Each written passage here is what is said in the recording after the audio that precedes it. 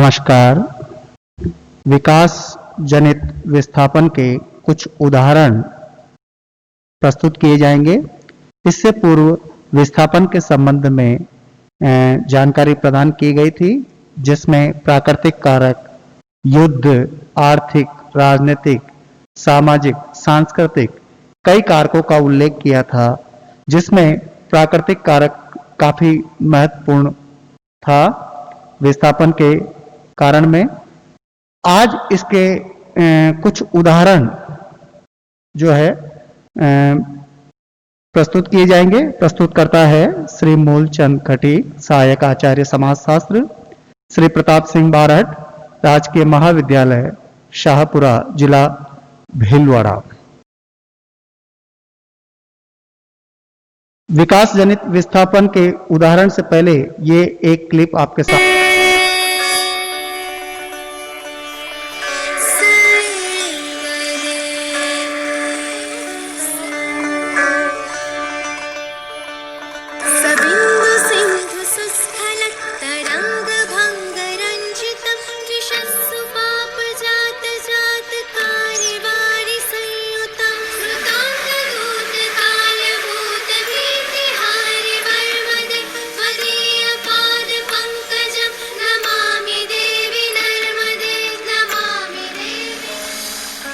કહેવાય છે કે સરસ્વતીમાં 10 વાર, યમુનામાં 3 વાર અને ગંગામાં 1 વાર સ્નાન કરવાથી પાપ મુક્ત થવાય છે। પણ મધ્યપ્રદેશના અમરકંટકથી ઉદ્ભવતી માં નર્મદાના તો દર્શન માત્રથી બધા પાપ ધોવાઈ જાય છે। વેદો, પુરાણો, રામાયણ અને મહાભારત જેવા ગ્રંથોમાં પણ ઉલ્લેખ છે માં નર્મદાનો। આમ તો મધ્યપ્રદેશથી ગુજરાત પહોંચતા કદાચ અમુક કલાકો જ લાગે, પણ નર્મદાને તો અહીંયા પહોંચતા 71 વર્ષ લાગી ગયા।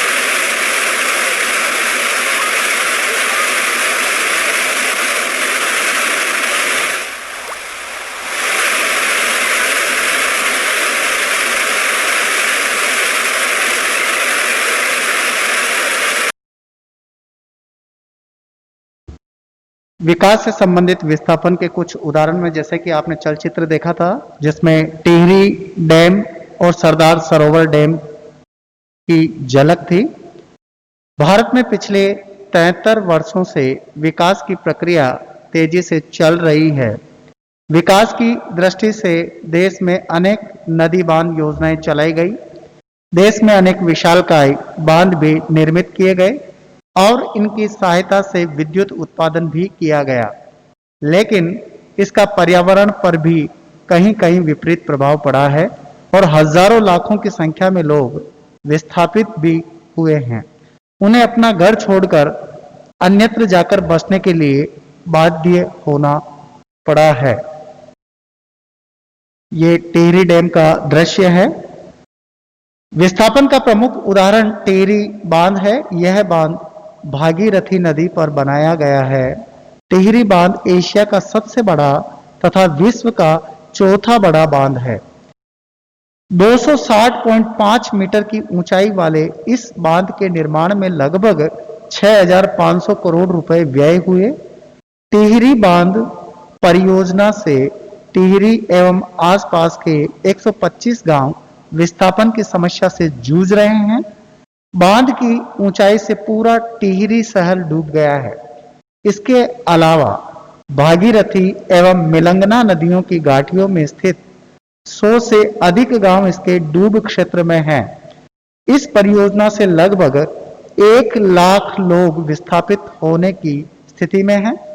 आज भी अनेक विस्थापितों की स्थिति अनिश्चित है।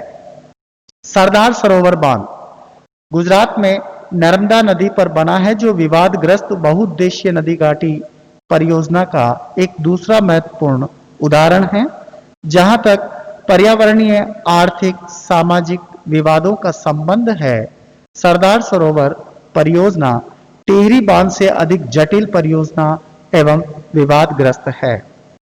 सरदार सरोवर के निर्माण के कारण विस्तृत क्षेत्र के जलमग्न हो जाने के कारण भारी संख्या में जनजातियों को विस्थापित होना पड़ा तथा आदिवासियों को उनके आवासीय पर्यावरण से सर्वथा भिन्न पर्यावरण में बसाने से उनकी पुरातन सांस्कृतिक विरासत खतरे में पड़ गई है।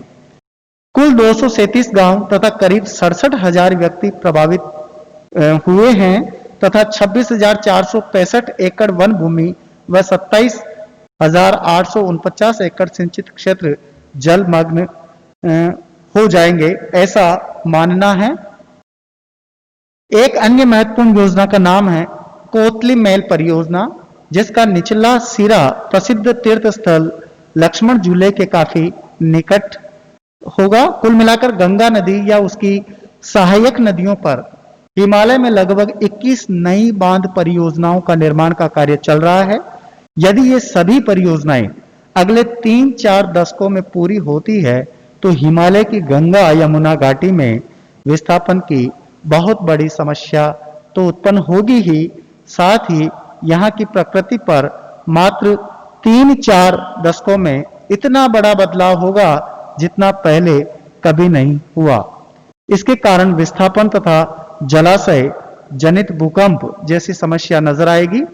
2013 में आए देवभूमि पर बादल फटना, जिससे लगभग 12,000 व्यक्ति गंगा की गोद में समा गए, यह भी इसका पहलू है। जैसा कि चित्र के माध्यम से दिखाया गया है, प्राकृतिक आपदा हुई थी और बादल फटा वहां पे देवभूमि पर उत्तरांचल में, और जो शिव जी की मूर्ति है वो भी गंगा की गोद में समा गई, पूरा जो है जलमग्न हो गई और बह गई, सड़कें टूट गई, लोगों का जनजीवन अस्त व्यस्त हो गए और काफी लोग मारे गए।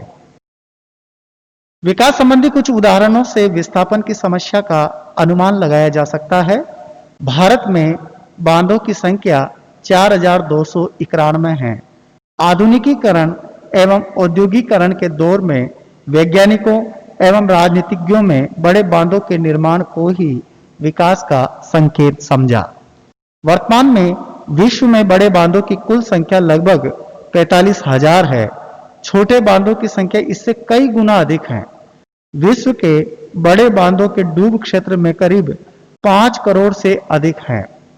विस्थापन की समस्या एवं पर्यावरण असंतुलन की भयावहता को देखते हुए अमेरिका ने देश में बांधों के निर्माण पर रोक लगा दी तथा 100 वर्ष पुराने एक बांध को पर्यावरण असंतुलन के कारण तोड़ दिया गया, जबकि चीन में यांगत्से नदी पर बने 2 बांध 1975 में टूट गए।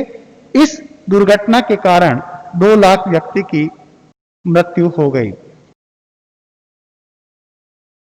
इन सब घटनाओं के आधार पर विश्व बांध आयोग की रिपोर्ट आई, जिसमें बड़े बांधों से प्राप्त होने वाले लाभों की अपेक्षाकृत अधिक कीमत चुकानी पड़ती है। सुंदरलाल बहुगुणा के अनुसार हमें भूटान जैसे देश से सीख लेनी चाहिए, जहां विद्युत आवश्यकताओं की पूर्ति के लिए बड़े बांधों के स्थान पर छोटे बांधों का बड़ी संख्या में निर्माण किया गया। स्पष्ट है कि विकास के नाम पर बन रहे बड़े बड़े बांध एक ओर विस्थापन की समस्या पैदा करते हैं और दूसरी ओर पर्यावरण असंतुलन की। इससे भूकंप आने की संभावना बढ़ सकती है। नदी घाटी परियोजना के अतिरिक्त औद्योगिकरण, नगरीकरण, यातायात के साधनों के विकास, रेल मार्गों के बनने तथा खनिज संपदा के दोहन आदि ने भी विस्थापन की समस्या पैदा कर दी है। अब इसको हल कैसे किया जाए, तो इसके हल करने के उपाय भी है, जैसे प्राकृतिक आपदाओं से निपटने के लिए विषय विशेषज्ञों के ज्ञान का सहारा लेना चाहिए। निर्धनता, बेकारी, भ्रष्टाचार या भाई भतीजावाद के कारण कई योजनाएं असफल हो जाती है, तो इन समस्याओं का जो समाधान है वो करना चाहिए तथा औद्योगिकरण के कारण गंदी बस्तियां, पानी और बिजली की सुविधाओं का अभाव, शिक्षा, स्वास्थ्य और प्रदूषण की समस्याओं का निराकरण करना चाहिए। राजनीतिक के पीछे आर्थिक के अतिरिक्त अन्य कारण भी होते हैं जिनका निराकरण करना चाहिए। विश्व के सभी देशों को मिलकर आतंकवाद से निपटना चाहिए। युद्धों को रोकने के लिए भी अनेक मूल कारणों को ढूंढना होगा। उच्च जातियों तथा प्रभु जातियों द्वारा निम्न जातियों पर किए जाने वाले अत्याचारों को पुलिस एवं प्रशासन की मदद से रोकना चाहिए। आज तक बस इतना ही। बहुत बहुत धन्यवाद।